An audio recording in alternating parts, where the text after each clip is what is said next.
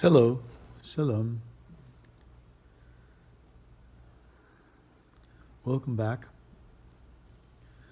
I sent out to the classes a link that I got from someone in Israel who was reporting on the unbelievable phenomenon that around the Dead Sea, where the salinity, the salt content is very high and theoretically nothing could grow, but in some of the ponds and pools that have been formed by sinkholes, there are fish that are thriving and there are flowers growing in the area, because beneath all the salt and chemicals that are in the ground, there are fresh water sources.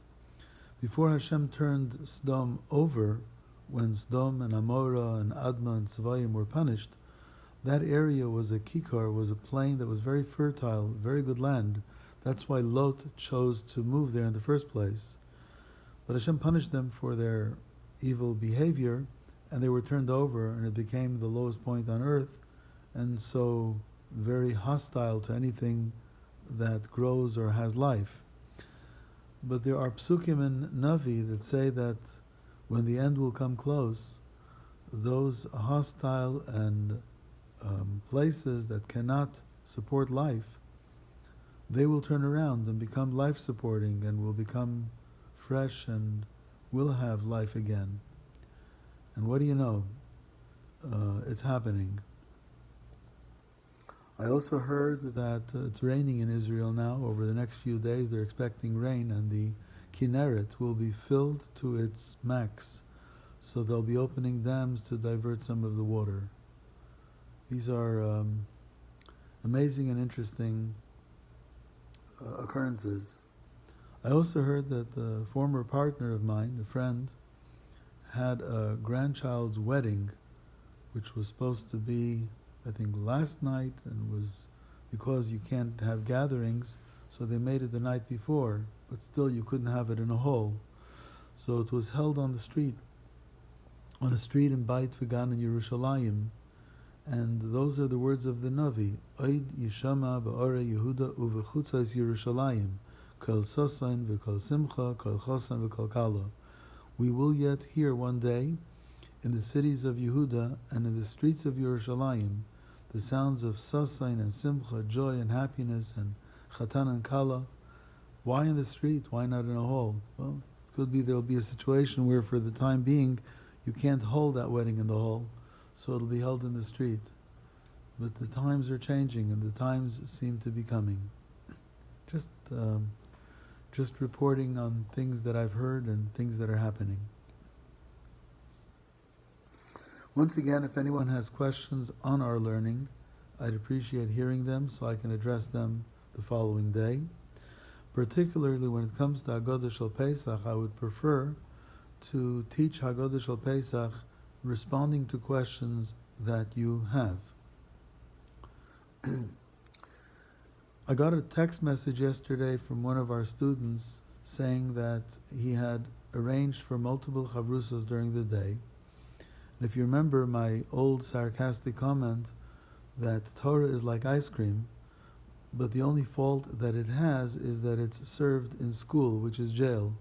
And no matter what you serve, when you serve it in jail, it never tastes good.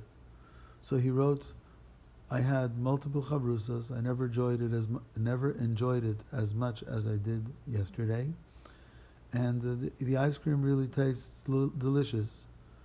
So I suggested that he spread the ice cream around, because I told you, this is a time of some difficulty, but it's a time of great opportunity.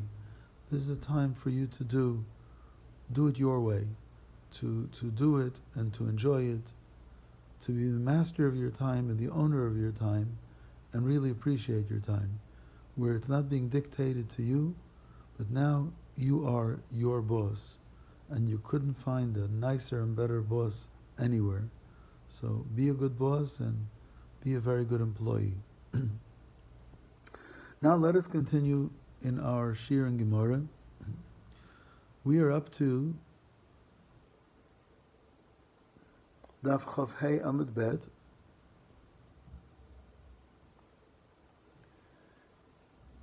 and we're up to about 8 or 9 lines from the top of Chaf Hei Amud Bet. The words are Klalot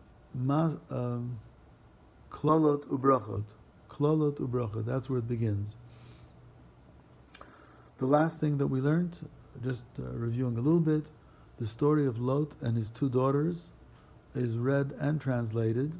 I might have thought not to read it and translate it because it's really embarrassing that Avram had a nephew who had such an embarrassing incident, but we read it and translate it anyway because Avram, the uncle Avram, is not responsible for the behavior of his nephew Lot.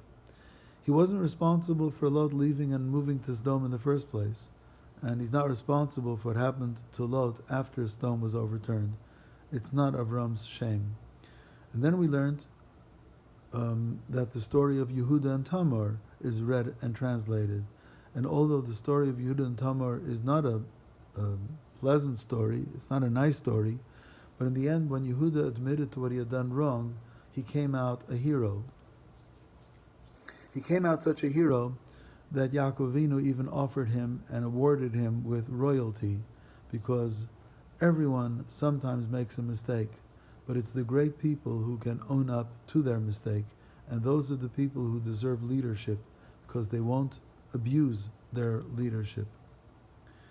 And the last thing was that when the Torah relates the story of the golden calf, we read it and we translate it. We might have thought perhaps not to read it and translate it because it is an embarrassing story for the Jewish people. But the answer is, if we feel embarrassed when we read the story, then that will be part of our kapara.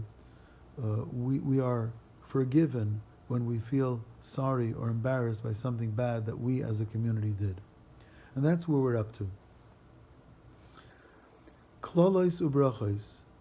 In Vayikra and Parshas Bechukotai and in Dvarim and Parshas Kitavo, it talks about the curses if the Jews don't obey the Torah, and the blessings if the Jews do obey the Torah. Klolot, the curses, ubrachot, and the blessings. Nikrin, we read them in public, umitargamin, and the translator translates them as well. Pshita, again, isn't that obvious? No, it's not. Mahu detema, perhaps we should say, nechush, let us be concerned.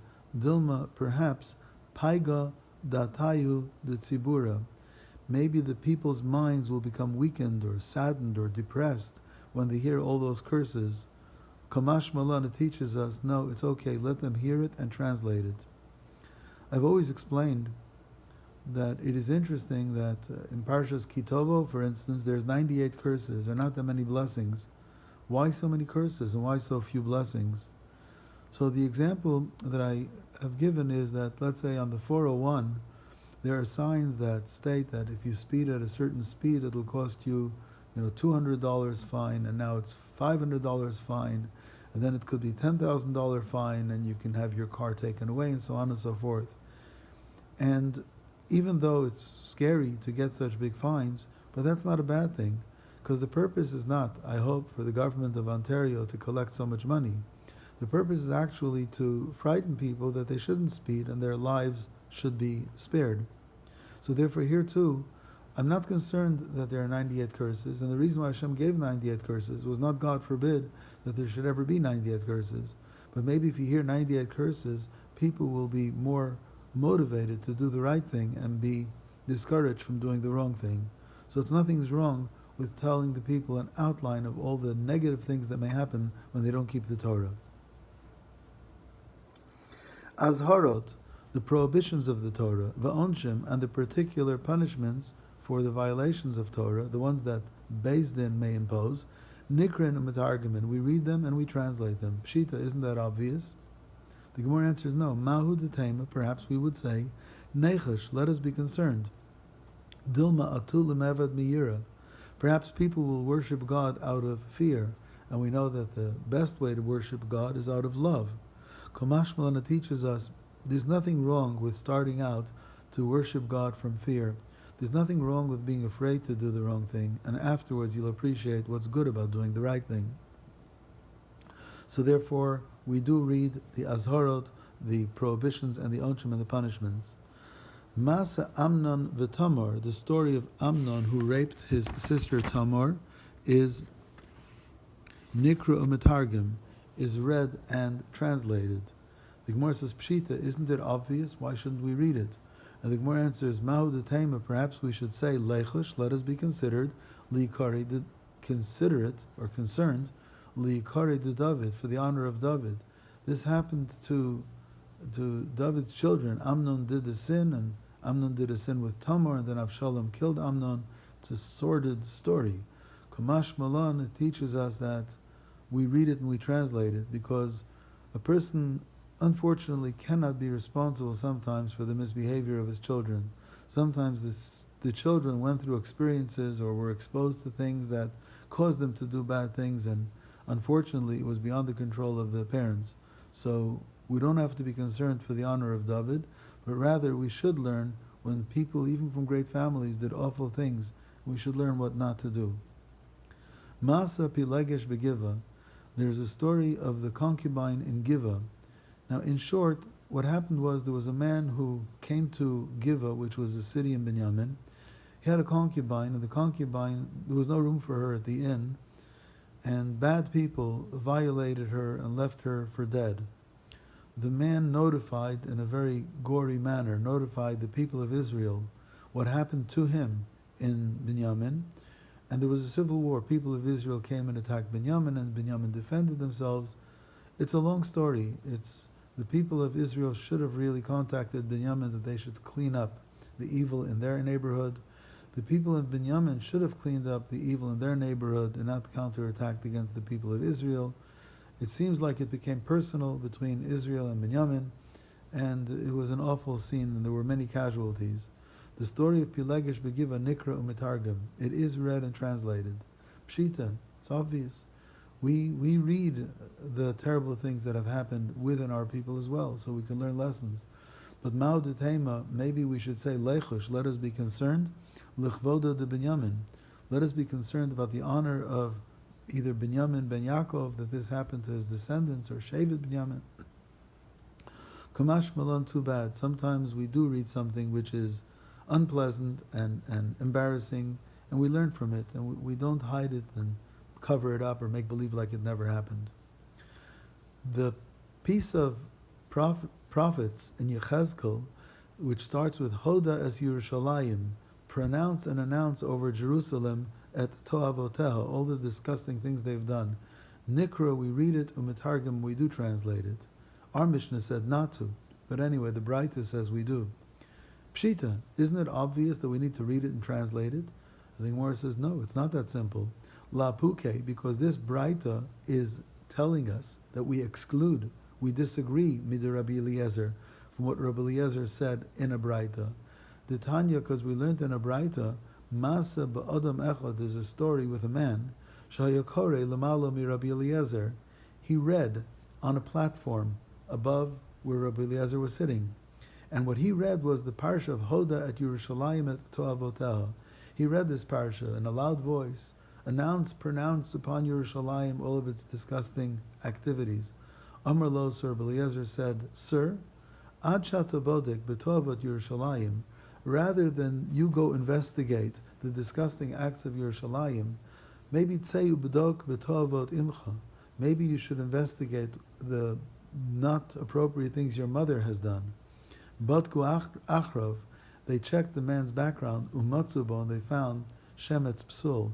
There actually was a defect in the pedigree, in the origin of this man. There was a question perhaps of mamzeris, of illegitimacy. It's something to be learned here that people who are always finding fault in others usually are finding fault in others as a smokescreen in order to hide their own faults. So somebody who gets up and very demonstratively gets up to be bodek, let me announce to you the terrible things that were done in Yerushalayim, sounds very pious and sanctimonious. But when somebody sounds a little too pious and too sanctimonious, perhaps he is hiding his own defects. Ve'elu, and the following things, said the Braisa, Nikrin are read v'lo metargim, and are not translated. and the letters are Reish Ayin Bet Dalid Nun. Masa Ruvain, the story of Ruvain we talked about yesterday, that the pasuk says that Ruvain slept with Bilhah, his father's concubine. What it really meant was that he took the bed of his father out of Bilhah's tent and put it into the tent of his own mother Leah. But in any case, Nikro, we read it v'lo matargum, we don't translate it. In Masa there was an incident, but Rabbi Chanina ben Gamliel shahalach lekavul, who went to, is that Kabul in Afghanistan? Don't know, maybe not. Vayakore Chazan HaKnesses, and the Shamash, the one who was the Balkore, read by he Bishkon Yisrael, which is the beginning of the pasuk. It was when Yaakov was at rest. And then V'omar Lo, this Rabbi Chanina ben Gamliel told Lamaturgum, the translator, shh, quiet. Al tetargem ela achron. Stop translating and translate the end of the pasuk, but don't translate the part where it says that Reuven went and slept with Bilhah, his father's concubine. V'shipchu chamim. And he read the end of the pasuk where it says, and the children of Yaakov were Shnei Masar, 12 Shvatim. So he translated the beginning, Vahi b'shchon Yisrael, it was when Israel was at rest, and he translated the end, but he didn't translate the middle of what Reuven did, V'shipchu chachamim. And the chachamim praised Reb Chanina ben Gamliel for telling the translator not to translate it. Masei Egel Hasheni. I'm just guessing or speculating, why is this why is this read and not translated? Because if you translate it, you'll translate it literally, and the real meaning is not really the literal translation. So therefore, we don't want to translate it. Masa Egel Sheni, the second story of the golden calf, Nikra is read v'lo metargem and not translated. Eze Masa Egel Sheni, which piece in the story is the second telling of the golden calf? It's min from Vayomer Moshe. It's from when Moshe says to Aaron, what did you do? Ad until Vayar Moshe, until Moshe saw the outcome of what had happened. And in middle, what happened was Moshe asks Aaron, what did you do? And Aaron apologizes and said, I asked the people who had gold and give it to me, and before I had a chance to blink, everybody had brought me the gold. I just threw it into the fire and out came this golden calf. That sentence, that out came the golden calf, sounds very mysterious. It sounds as if it does have some type of magical or mystical power. And therefore we don't want to translate that, so people should not start thinking that maybe there was something that was a god about it. Tanya, we learned in a Braita, Rabbi Shimon ben Elazar Omer, Rabbi Shimon ben Elazar says, La'olam, toujours, Yeh Adam Zahir b'tshuvatav, a person should be careful with the responses that he gives, because Shemitoch tshuva, because of the response, She'eshiva Aaron l'Moshe, that Aaron responded to Moshe, telling him what happened, Pakru hama'ar arim, those who want to challenge our religion and claim that there is something to Avodah Zarah, that's where they found their way to become irrespectful. They said, you see, Kshanemer, it says, Aaron himself says, Va'ashlichehu ba'esh, I threw it into fire, the gold, and va'yetze ha'egel hazeh, and the calf came out. So I guess if the calf came out, there was something to it, wasn't there? So therefore, better not to translate that people should not get the wrong idea. Birkat Kohanim. The Birkat Kohanim Nikrin is read v'lo metargamin and not translated. My time, what's the reason? Mishum dechtiv, because it is written Yisa Hashem. It says Yisa Hashem panav elecha, Hashem will favor you. The problem is that why would Hashem favor anybody? Isn't there a pasuk Hashem lo Yisa panim, never favors anyone? So it sounds odd that God plays favorites and God plays doesn't play fair. But the answer is that the Gemara in Brachot and in Nida and other places says the Malachim asked God, you said you never favor anyone, so why do you favor the Jews? And God answers, why shouldn't I favor the Jews? I give them certain obligations, and they do much more than they're obligated to. For instance, I tell them that they need to do Birkat Hamazon when they've eaten enough to be filled and satisfied. But they do Birkat Hamazon even on a kezayit, even on eating a small amount, the size of an olive or the size of an egg. So since the Jews do more than they need to do, I give them more than they perhaps deserve. I favor them. There's a beautiful pshat on this.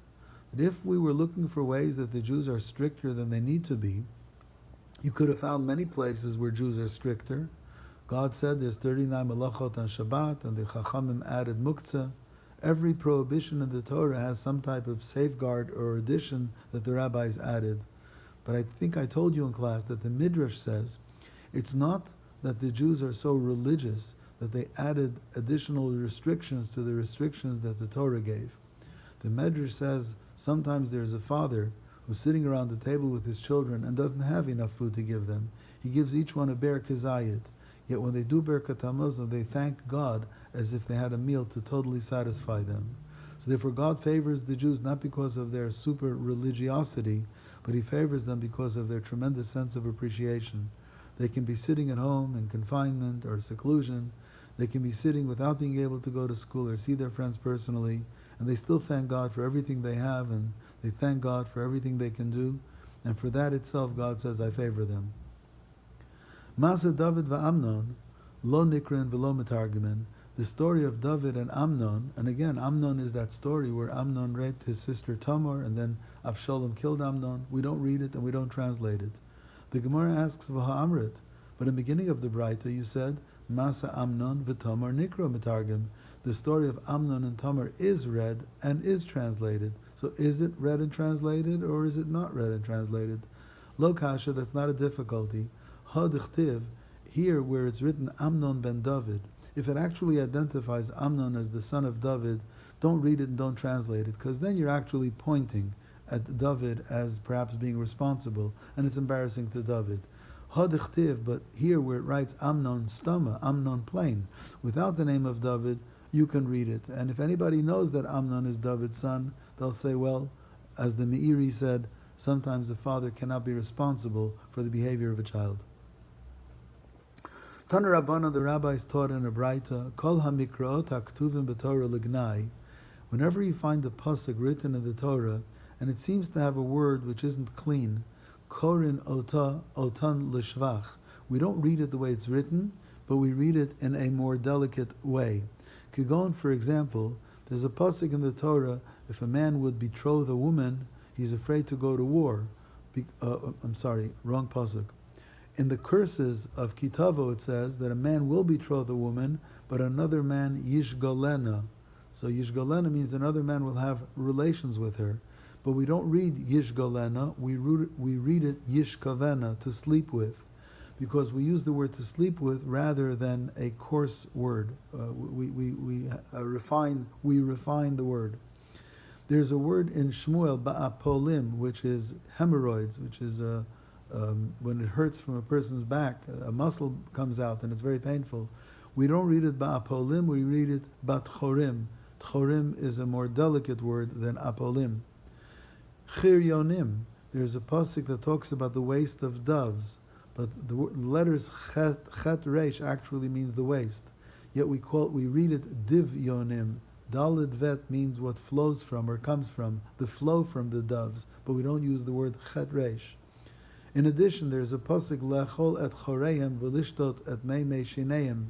Somebody was cursing the Jews, saying that they will eat their waste and drink their urine. He was cursing them. We don't pronounce the word choreihem and meimei shineim, but we read it lechol. They will eat as tzoatam. Tzoatam means what comes out. V'lishtot, or to drink, at meimei ragleim, the fluid of their legs. So we find a nicer way of saying it, rather the coarse way that it's written. L'mochroot, when they changed places of avodah zarah into mochroot, places of waste, we read it l'motzaot, like outhouses. So therefore we call it motzaot, outhouses, rather than using the chet reish, which actually is the word for waste. Rabbi Shua ben Karcha says there's nothing wrong with reading it l'mochroot, to a place of actual chet reish, of dirt, of waste. Kishman, exactly the way it's written, because what we did was we turned the places of idol worship into outhouses, into places of waste. So we have no problem calling it places of waste, because we're trying to denigrate and lower and make the whole place a place that's disgusting. That's the reason why they did that. They didn't want anybody to go back there to worship anymore once it was used for a place of a bathroom. There's an interesting Ramban. The Ramban quotes the Rambam in Moreh Nevuchim, who says the reason why Lashon Kodesh is called Lashon Kodesh is because when we use the language, we always try to use fine words, refined words, clean words. We don't actually have words that we use in our lexicon, which are ugly words. Let's finish up. Amar Rav Nachman says, Kol leitzanusa asira. To mock something or to ridicule something is always prohibited. It's not a good thing to do. Bar militzanusa davaris kachavim desharya, except mocking avodah zarah, which is allowed. You should know that everything that exists has a purpose, and at the end of this piece of Gemara, we're even going to learn that although we never want to use foul words, bad words, but there's a time even for a bad word as well. Or there's a time even to use a coarse expression. When you really want to denigrate something, if you really want to make something low or seem disgusting or something that should never be touched or done or gone back to, sometimes we do use a very strong word in order to indicate how upset we are with this and how we really don't want it. It's like if a father would see a child doing something terrible that might risk his life, he might raise his voice and say, I never want you to do this bleeping thing again, even though he would never use that word. But the child would realize that if the father never used this word in his life, and this is the time he uses it, this must really be a very, very dangerous and abhorrent thing.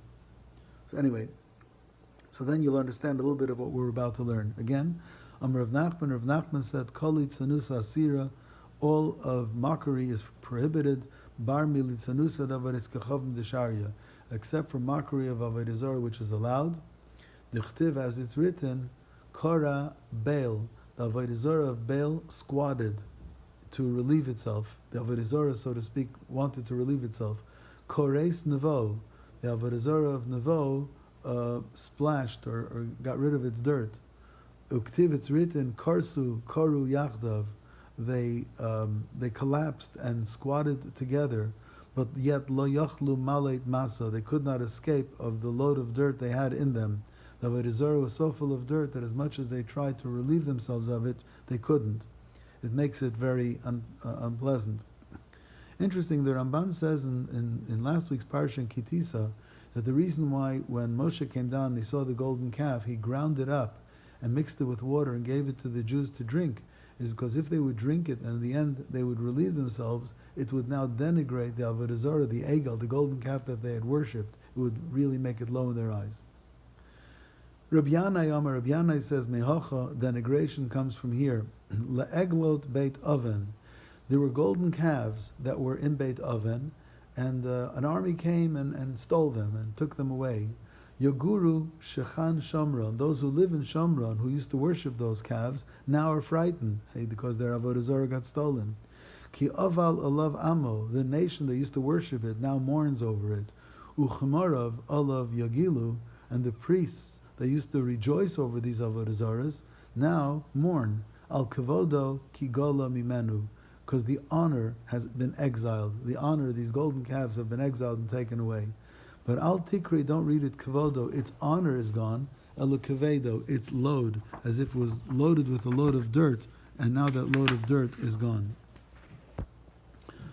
Amar Rav Huna bar Manoach Mishmeder Rav Acha Breder Ravika. Rav Huna bar Manoach said in the name of Rav Acha Breder Ravika, Shari le lebar Yisrael, a Jewish man is shari, allowed, lemeimar le lovat kachavim, to tell a Gentile, shak le lovat kachavim, that he should take the avodah zarah va'anche and place it b'shin tav shalo. He should place it in his rear. He should.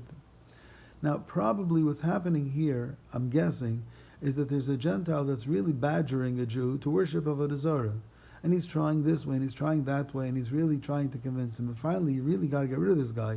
So you say something that is really out of character for a Jew ever to say. And he tells the guy, look, it's enough already, take it and whatever.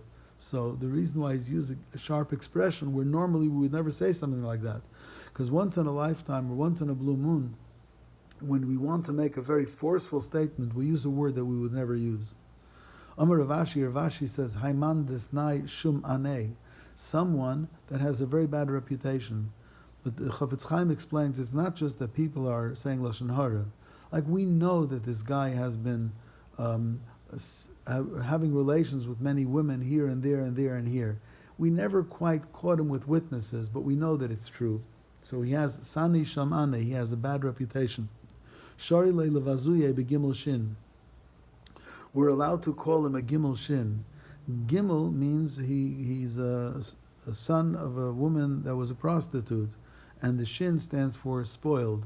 You are a rotten child of prostitute. Haiman de Shapir Shamane, we want to finish on a better note. So somebody that has a very good reputation, even though we didn't see him do good things, Shari Lishabuche, you're allowed to praise him.